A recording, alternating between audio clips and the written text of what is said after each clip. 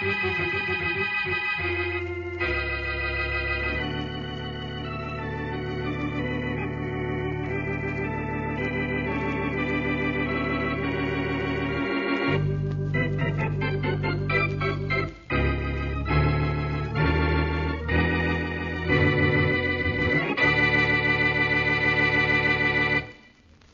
look, Carl, don't feel too bad because the doc says you're not in great shape. Why, you're liable to live to be 100. Oh, I'm not worried about it, Rainey. All the doctor said was for me to take it easy, not to do anything too strenuous. Sure. And you know what that means? What? You're just as good as you ever were. Maybe better. But you've just got to slow down, Carl. And I'm going to see to it that you do. Thanks, Rainey. My cleaning shop isn't too strenuous for me. Oh, it's good to have a friend at a time like this. At a time like what? Look, things are going to be the same for you as they always were. Golf, swimming, gym, everything. Only not as much as before. I tell you what, we'll go down to the gym a couple of nights a week. Just the two of us. Shoot baskets or toss a medicine ball around. Something like that. Something easy. All right. Let's make it starting tomorrow night. How about that? Tomorrow night? Sure, that's fine. Wanda won't be coming home till the following morning. Oh, your wife out of town? Yeah, up in Port Smith. We can go to the gym if you want. Right. And as long as Wanda won't be in town, how about dinner together after we work out? Swell, I'd like that. That's a date, then. I'll see you at the gym at 5. After that, we'll go to a restaurant downtown and... Oh, excuse me. Sure. Hello? Hello, Rainey. This is Wanda. Oh. Hello there. How are you? Fine. Do you miss me, darling? You bet I do. Where are you? Still in Port Smith. You, want me to stay here, don't you? Uh-huh. You're going to go through with it. Well, sure I am. Please don't get cold feet, darling. He's the only thing that stands between us. You know that. Don't worry. I'll do everything just as we planned. Tell me you love me, darling. I can't. Oh. Oh, is he with you now? Yes. I better hang up then. Remember, I come back to town day after tomorrow. I know. It'll all be done by then. I'm going to take care of everything tomorrow night.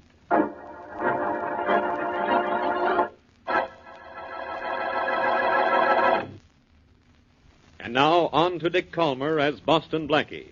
Enemy to those who make him an enemy. Friend to those who have no friend.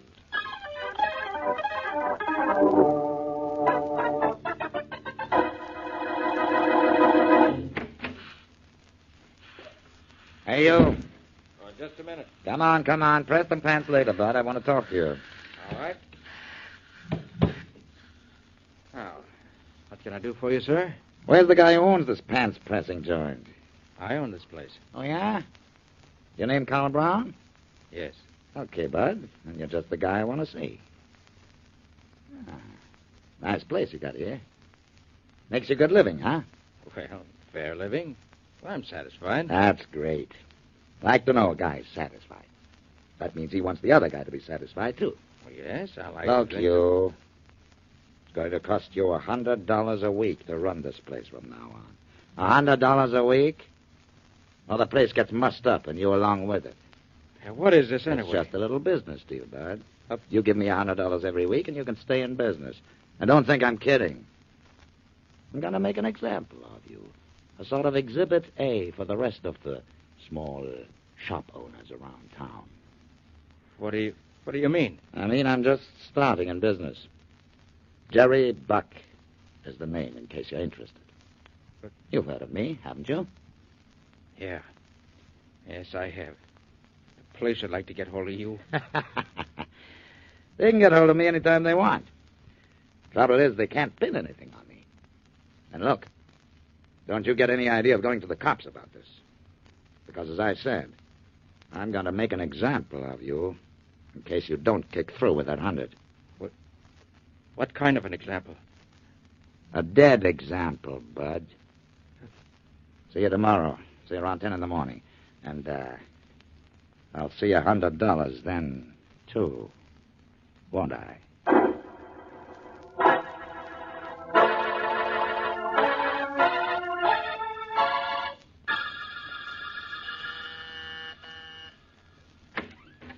Hello, Blackie. Well, hello, Carl. Come on in.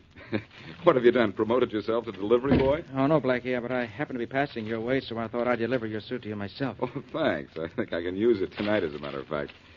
Here, I'll take it. There you are. I'll put it on the bill. Do that, will you, Carl? Say, and by the way, how is everything? Oh, not so good, Blackie, not so good. Well, what's the matter? You cleaners being taken to the cleaners? Well, I don't know. Had a couple of bad experiences the last 2 days. Oh, what's happened? Well, first of all, my doctor says I'm not in such good shape. Oh, I'm sorry, Carl. And I have to take it easy. Well, I wouldn't worry about that, Carl. Taking it easy will do you good. Yeah, I suppose it will. But it's what happened in my shop this morning that really has me worried. What happened? A fellow named Jerry Buck came to see me. Wants $100 a week from me, or else. Uh-oh. What'll I do, Blackie? I can't afford to give this guy $100 a week. And if I go to the police, he'll kill me. We'll contact the police, Carl. We have to in a case like this, but not yet. Yeah, but... What this fellow is trying to do to you is one of the crimes I hate most. What time tomorrow is he coming for his 100? 10 in the morning. 10 in the morning, huh? All Yeah. right. I'll be at your shop at... No, better still. I'll pick you up at your house and go to your shop with you. Well, I go down to work at 8. Will that be too early for you? No, I'll be there. Now, don't worry about a thing, Carl. We won't let this guy get away with this. Thanks, Blackie. I'm not in any danger tonight. No one saw me come here. Later on, I'm going to the gym, and then to dinner with a friend of mine. Well, go ahead and have fun. By tomorrow, your troubles will all be over.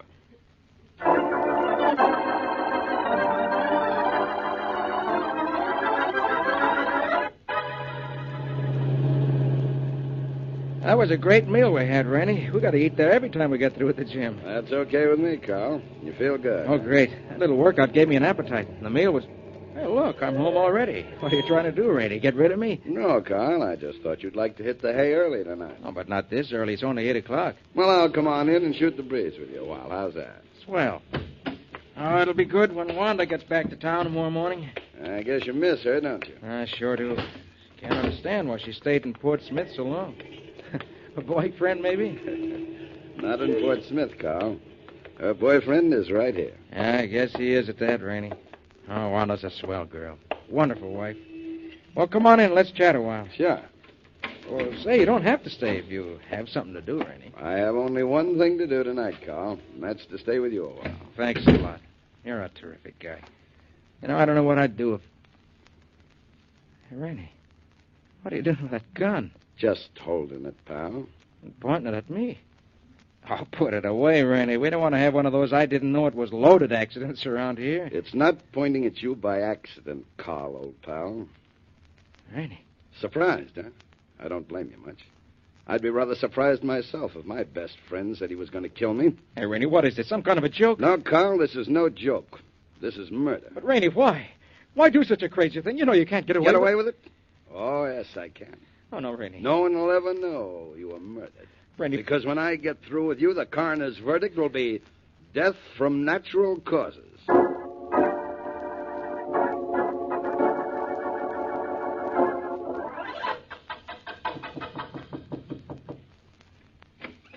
Hello, Mrs. Brown. I'm Boston Blackie. Is your Mrs. Brown, what is it? Something happened to your husband? He's in the bedroom, in bed, just as I found him this morning. Dead, Mrs. Brown? Yes. I've called the doctor, but he hasn't come yet. When did he die? I don't know. I got home from Port Smith very early this morning and found him. I thought he was just asleep. In other words, he might have died in his sleep? Yes. Yes, he might have. He was under doctor's care. Yes, I know. Well, let's have a look at him, huh? If you like. How did you happen to call on him, Blackie? Well, we had an appointment to go down to his shop together this morning to meet a man named Jerry Buck. Jerry Buck? I've never heard him mention anyone by that name. No, I don't imagine you have.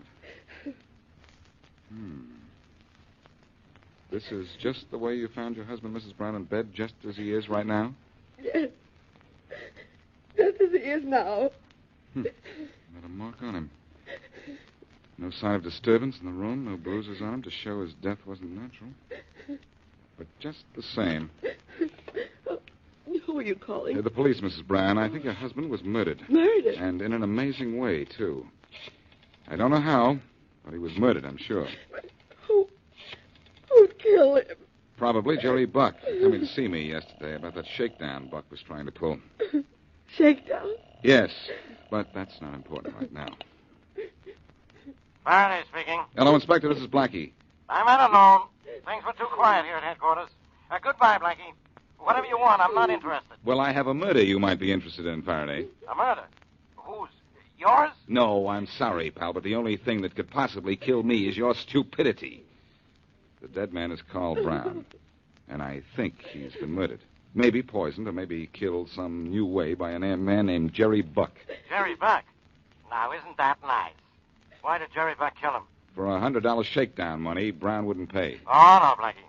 I know Jerry Buck and his work. He's a no-good guy, and I'm going to get him one of these days. But it won't be for murder. He's not the murdering kind. That's what you think. Better send somebody up here and have a look at the body. Sure. I'll send up the coroner and a couple of men. What's the address? 909 Evergreen Street, apartment 2. Okay. You think Brown was poisoned, huh? Well, there are no marks on him. He wasn't shot or stabbed or killed by any visible means. Or by Jerry Buck or anybody else. It's murder, huh? Yes. I bet this one turns out to be death by natural causes. Goodbye. Blackie, are the police coming? Yes, Mrs. Brown. They'll be here in a little while. May I Then come I... in? Huh? Oh, Rainey, please do come in. I got here as soon as I could, Wanda. I'm awfully sorry to hear about this. Well, it must be a shock to you, too. Oh, Rainey, this is Boston Blackie. John Rainey. How do you do, Mr. Rainey? I phoned Rainey to come over as soon as I found Carl this morning. No. Rainey's almost like one of the family. You knew Brown well, Mr. Rainey? Yes, we've been the best of friends for years. I think I know how he died, too, Blackie. How? Overexertion. I'm afraid that's what it was, too. What makes you think so, Mr. Rainey? Did you see him last night? Yes, I did. We went to the gym for a light workout. Carl was an active guy. I thought it was better to taper off the strenuous stuff rather than drop it cold. Well, that's sometimes wise, yes. But this time, I'm afraid it wasn't, though he seemed to be in good spirits at dinner. Oh, you had dinner with him last night, too? Yes, about 6:30. Then he left to come home and relax. And he was all right then? Yes, seemed to be. Oh, the poor guy. Guess he died in his sleep. Well, if he had to die, I suppose it's best this way. Yes, if he died, as we think. Did your husband always sleep with his wristwatch on, Mrs. Brown? What? Oh, yes, he did. Yeah. Say, this is strange. What's that? His watch. I noticed it when I first came in. It was running, and it's kept perfect time since we've been in here. Well, it's a very good watch. Carl was awfully proud of it. Good watch, is it? Well, maybe so. It's keeping time all right now, but it's exactly 2 hours slow. 2 hours slow? Yes. And I wonder why.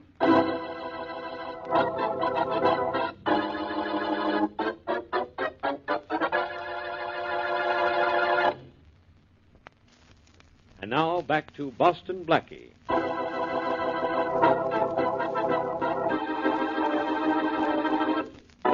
Carl Brown, who has been ill, is told by gangster Jerry Buck that unless he pays him $100, his shop will be wrecked, and he'll be killed. So Carl goes to see Boston Blackie, and Blackie agrees to be with Carl the next day when the gangster comes for payment. That night, however, Carl's friend, John Rainey, pulls a gun on Carl and announces that he is going to kill him. Next morning, Carl is found at home, dead, without a mark on him. Death is attributed to natural causes, but Blackie is convinced Carl was murdered. As we return to our story, Blackie and his friend, Mary Wesley, wait in the dead man's cleaning establishment for the appearance of the gangster, Jerry Buck. 10 o'clock already, Blackie. If Mr. Buck is going to come here, he should be here by now. He may be stalling just to worry his victim a little. A lot poor Mr. Brown has to worry about now. Yes. Well, I wish Jerry Buck would show up. He'd certainly help me prove something. I know what. That he didn't kill Mr. Brown. Smart girl. I don't see what's smart about it. If he killed Mr. Brown, he'd know there was no point in coming here to collect money from him. Blackie, what kind of poison killed Mr. Brown? None, Mary. I realized that after I told Faraday I thought poison had killed him. Right after. There would have been some evidence of death by poison if he'd been killed that way. But there were no marks on him, you say? He couldn't have been killed any other way. I still think he was murdered, Mary. Murdered in a new and clever way. That watch, 2 hours slow. It It's a clue. I know it is. If I could only figure out what it means. Maybe it just means his watch doesn't keep time. It keeps perfect time, Mary. I checked it myself and didn't lose a second. Now, why is that watch of Brown's running 2 hours slow? How does it prove Carl was murdered? Please, Blackie, don't ask me. I'm just asking myself, Mary, and I'm telling myself the hands of that clock point to Brown's murderer. I'm sure they do. Well, the hands of the clock in here point to well after 10. Obviously, our friend Mr. Buck is not going to show up here. No, obviously not. So I think I'll show up at his place.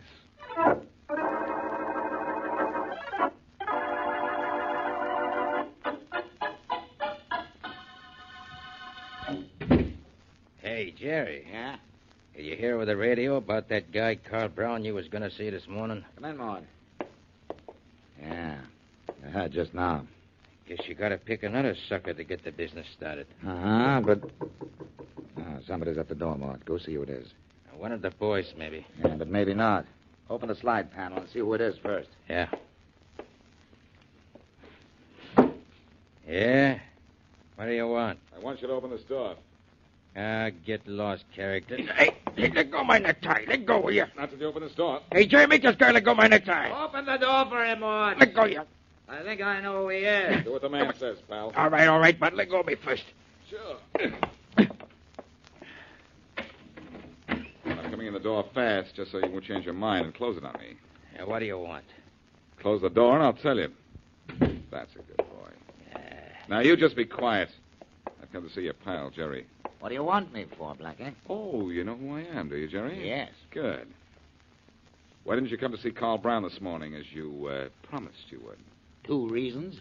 You said you'd be there at 10. What's one reason? Well, first of all, I was going to be late anyhow, just to worry the guy a little. But then I heard over the radio a little while ago there wasn't any reason to see him at all. You expect me to believe you didn't know he was dead until you heard it over the radio? That's right. That's also a lie. Look, I don't like to be accused of anything, Bud. Lying or murder. Maybe I should take this guy apart for you, Jerry. Yeah, Maud. Maybe we should teach this rover boy a little lesson. You mean maybe he had a punch like this? Hey, now, Blackie, you don't hit a pal of mine like that without getting hit yourself. Hold him, Jerry. I'll take care of this guy. Just open the door, Maud. Okay. Conversation's closed, huh? Okay, now, Maud, let's slap him around and toss him. Oh, no, you don't. Here, I'll get him with this chair, Jerry. That got him. The door's open, so let's toss him out. Grab him, Mort. Yeah, I got him. All right. There. Now, close the door and let him lie out there a while. Sure, Jerry. Look what I'll be able to tell my grandchildren. That I tossed Boston Blackie out on his ear.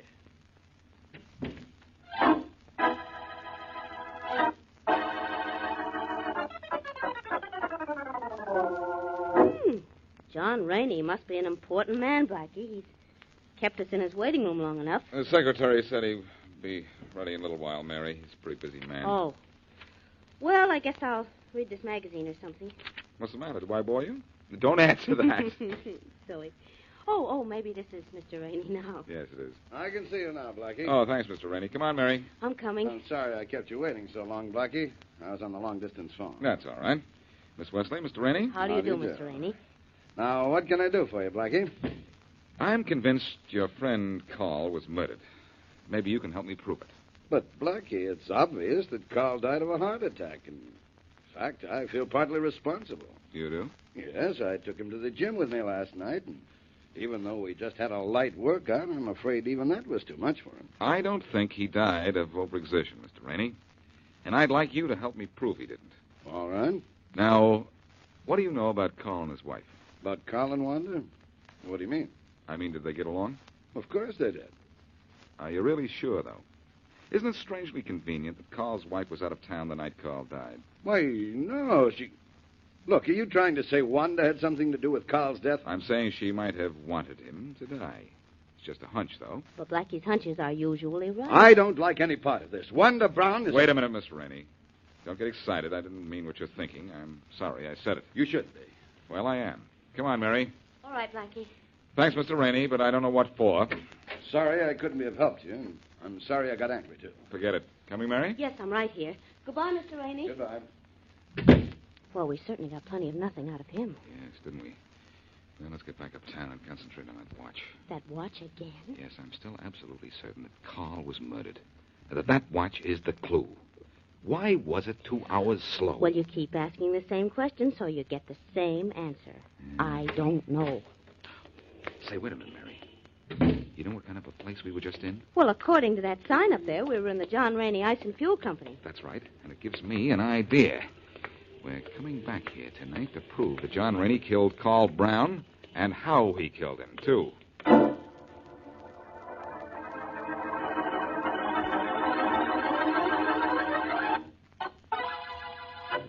So you want to look around my ice plant this morning, dear Blackie? Yes, if you don't mind. Miss Wesley here has been pestering me about it ever since we left here yesterday. Well, I'm flattered. We have about the best plant in the city, Miss Wesley. So I've heard. I hope you'll show us through it. Be glad to. Right this way. Through this door here, we can go right into the main freezing room. Good. After you, Miss Wesley. Thank you. You should really be here late in the afternoon when you lift the big ice blocks out of the vats and Oh. cut them. Well, maybe you'll let us come back then. Any time, Blackie. What's that humming noise? The generators that run the pumping machinery here. That odor you smell is ammonia, of course. Oh, yes, I recognize that. Miss Wesley is a nurse. Oh, a nurse. Well, Miss Wesley, this is where most of your ice packs come from. We supply most of the hospitals in town. Miss Wesley is a private nurse. Most of her cases are in homes. Yes, but people in homes have headaches, too. By the way, Mr. Rainey, what's behind that big, heavy door over there? That's the newest addition to my plant, Blackie, the deep freeze room. Big unit, isn't it? Biggest deep freeze room in the state. Can I see that, too, from the inside? Oh, may I, too? Well, I wouldn't advise it, Miss Wesley. I'll just open the door and give you an idea of how cold it is in there. Okay. Ooh, oh. It is cold. I give up. I'll wait out here. I thought you would. All right if I go in, Mr. Rainey? Of course, Blackie, for a minute or two. Here, I'll go in with you and show you the mechanics. Fine. We'll be out in a minute, Mary. Then we can hold hands. No, thanks. I'll wait till you thaw out. Say, it is really cold in here. Yes, we'd better not stay in here more than... Blackie, what did you just pick up off the floor? My watch. Your watch? But how did it get in here? I put it in here. I came back after we left you last night. Last night, but the door. It's closed. We can't open it from here. We can't get out. Oh, yes, we can. When I give Inspector Faraday the signal. The signal? Inspector Faraday? A policeman? Yes, in a manner of speaking. But what's he doing here? He's helping me with a little experiment, and it's worked. My watch has stopped, all right, just as I thought it would be, frozen stiff. Why, of course it stopped. It's so far below zero in here that a man would freeze to death in less than half an hour.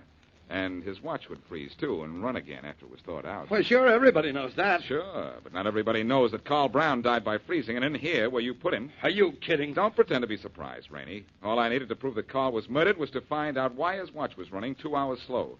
The works were frozen for 2 hours, that's why. Why, you... Put that away. Put away that gun. It's not going to do you any good. It's not going to do you any good either, because I'm going to kill you with it.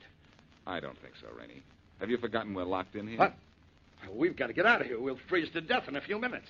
The way Carl froze to death in here? Blackie, we'll freeze. Open the door!